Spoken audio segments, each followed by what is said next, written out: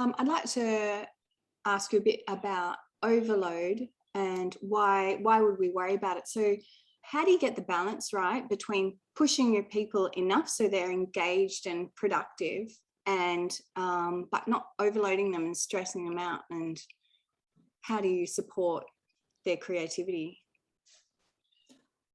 Another really simple question that doesn't have a simple answer.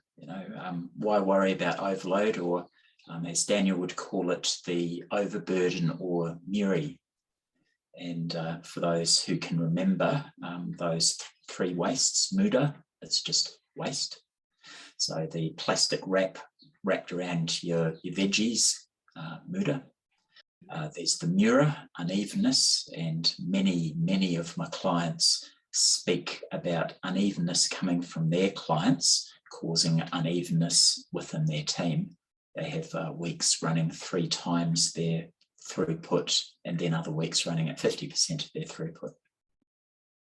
And the last one, the Mura, talked about probably the least, which is the overburden, where people are just burdened down with an inappropriate or counterproductive, using a phrase we've used before, set of expectations.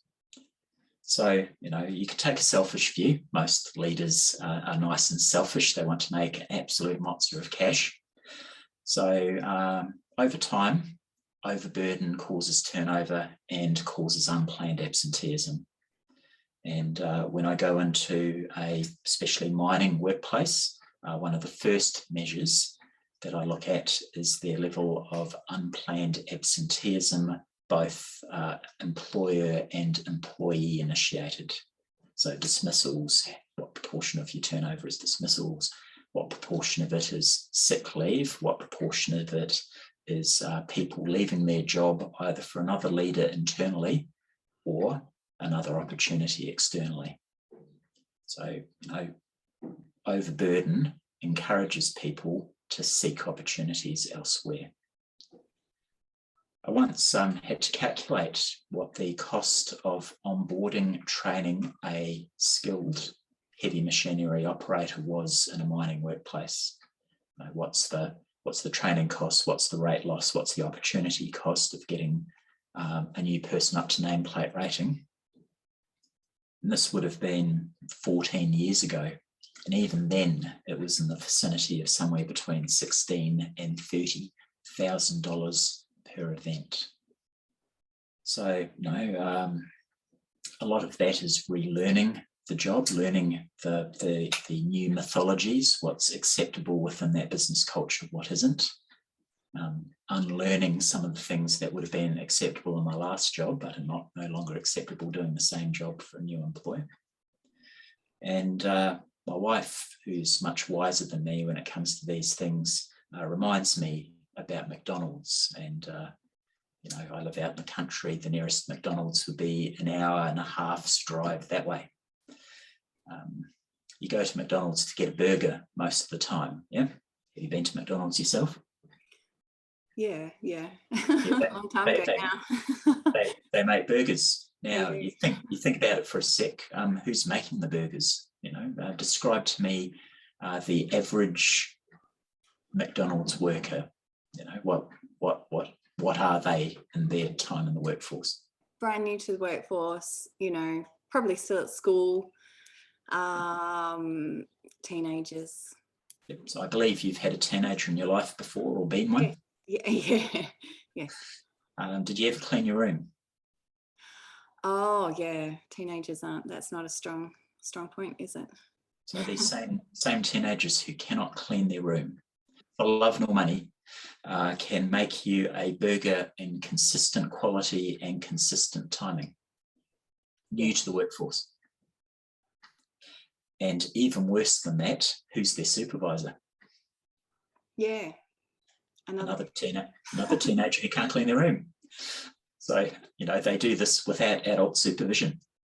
Mm-hmm.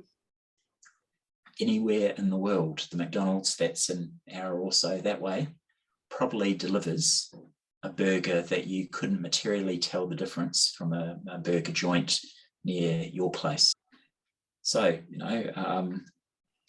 McDonald's strength is their operating system.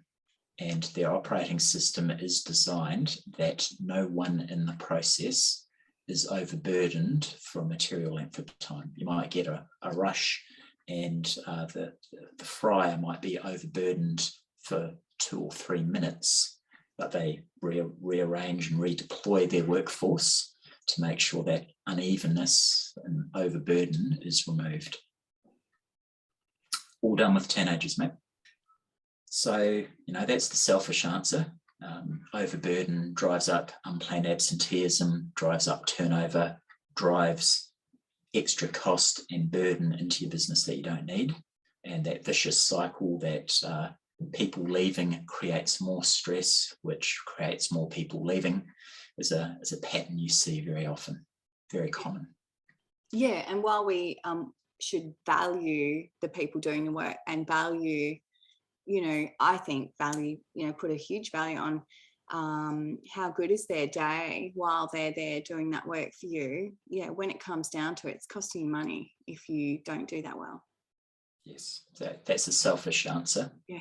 The sort of less selfish answer is usually this isn't a problem that's that complex. So the overburden of the workforce in its heart is about how you're designing your business. How do you design the work of everybody's role? Now, the overload can be solved quickly in a good and a bad way. So I believe West Australian miners are always feeling quite wealthy, so they solve it with dumping more labour into the process. That causes unevenness elsewhere. The labour market goes ballistic as people are hiring like they're no tomorrow. Just throw warm bodies at it, mate, is, I'll call it a bad overload management strategy for one reason, which is you add another 200 people not knowing your culture, not knowing quite what to do, not knowing what's their job, potentially having a leader who's new, who can't tell them how they're going, and everybody's new, so no one knows what their future is, what's good behaviour, bad behaviour look like. Those 200 people create 20,000 potential interactions talking to one another about what is my job, mate, where 5 people, that conversation's a maximum of 15. So dumping people into the process feels like a good solution, but is often an appalling solution, gets you deeper into the bad cycle rather than the good one. Good answers though. The old rules are sometimes the good ones. Psychologists knew more than 100 years ago that you and I can keep 7 plus or minus 2 things clear in our minds at the same time. If you're awake and active, maybe it's 9. If you're tired and overburdened, maybe it's 5. But making sure that teams have the appropriate span of control. A leader having 7 plus or minus 2 direct reports. 5, the minus 2, if everybody does different work. So they come from different backgrounds doing different work. So you have an electrician, a fitter, a truck driver, an accountant, and an IT person reporting to you. You'd probably have a narrower span of control because those people need different things from you as a leader. If everybody is a fat 40-something white male electrician, your span of control may be able to be 9 because those people are doing similar work and they need similar things from you that you can resolve once instead of 5 different times. So if you've got the span of control of your leaders right, sometimes that overload and overburden can come right without you having to dump more into the system, which leaders have 3 people reporting to them. Well, their roles need to be made slightly bigger, which people have 30 people reporting to them. Well, they need to have some of the burden lifted off them to help their teams become successful. 30 people in a 40-hour week. If only I engaged my team, each one of them would get 1 hour and a bit, but that's not very much. If you can define the work, you can be clear in how they're going. So you have more than 1 hour engagement with them in a week to tell them how they're going. And you can give them a vision of how they can work out with you what their future is. You know, I'm not going to tell you you're going to be the US president, but I can paint you a picture of what it would look like to get there. If you can give that to the team, that helps the overburden. Oh, that's my job, and that's not my job. I don't need to do that anymore. That's Jane's job, or that's Sam's job. Yeah. And then the last element to it is the people's capability. So you hired people to do a job which may have been badly defined, may have had the wrong reporting structure. Every one of us has work that we're really good at, and every one of us has work we're absolutely appalling at. So, you know, knowing that this job may look a little different than when you originally hired them, you check their capability in terms of their knowledge base. You know, how many times have they done that work? Well, I've done it 50 times over 50 weeks. Great. Well, you know, your knowledge base isn't a problem. The technical skill, you know, I trained them as an electrician and then asked them to do auto electrician work. They might not have the technical skill and need some mentoring to do the upgrade from household electrician to automotive electrician. The social processing, which is about how I engage with other humans in my team or in my customer base. So those teenagers come in with some awful social process into McDonald's. One of the things McDonald's does is give them a script to run with. You know, the old tongue-in-cheek, do you need fries with that, which is no longer part of their script, but that was to make sure that the social processing was consistent, that the customer engagement was correct, rather than the customer engagement was, yeah, what do you want, mate? The mental processing, you know, not all of us can cope with all of the ideas in the world. Some of us are a bit sharper in some areas than the others. Get me to use a chainsaw as a recipe for having my leg cut off, while most of the rest of the population, probably including you, can probably carve a rabbit out of a log with a chainsaw if I gave you enough time. And then there's the application, the will to do it. So you could have all of the capability and knowledge, all the capability and technical skill, capability in social processing, capability in mental agility, but just don't want to do it. That means you're not capable. You know, you've got everything on your side and you just don't do it. Yes, that intrinsic motivation and drive to, you know, is really what makes people successful, most successful, I think, in what they do, isn't it? Yes, and you know, I add the other 4 elements to the recipe. I can have all the will in the world if I'm not capable of managing a chainsaw, then don't get me to carve a rabbit out of a log, even though I want to real bad. So, you know, then you have on one axis of the chart, if you're imagining a little chart, the XY chart, up one angle you've got the challenge of the work. So you've got lower challenge to higher challenge. And then you've got the capability of the human to do the work. You've got lesser capability and greater capability. And you can imagine there's a bar in the middle where you're in flow. Your capability and the challenge matches up and down the chart. If your capability, though, is greater than the challenge, you're in a mode called disuse. And you see a lot of negative behaviours pop out. People who are in disuse, they play games. It's one of the more obvious things. So they gossip, play games. The other one, which is perhaps where we started the conversation with overburden, is when you're in abuse, where the challenge is far greater than the capability.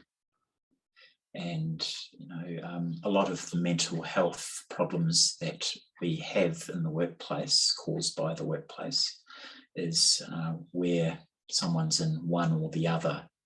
So they disuse, so they can go and experiment with drugs in the workplace is one extreme example, or they're in abuse where they just cannot see that the job can be done.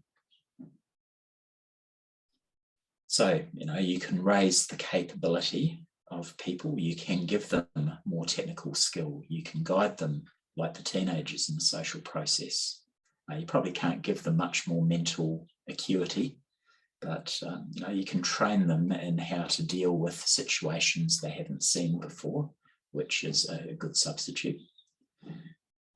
With all of those things, raising capability can help, or you can change the challenge of the job.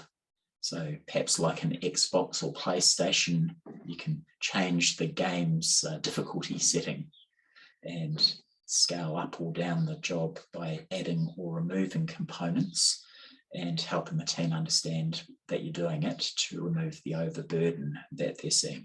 That's bloody tough work, mate. How about we give you an apprentice for 3 hours a week so you can get that maintenance done that we've been missing. Oh, that's great, mate. Right, that's usually the answer. Overburden, Muri, it's selfishly, you need to get rid of it so you can get your turnover and absenteeism and waste of retraining people under control.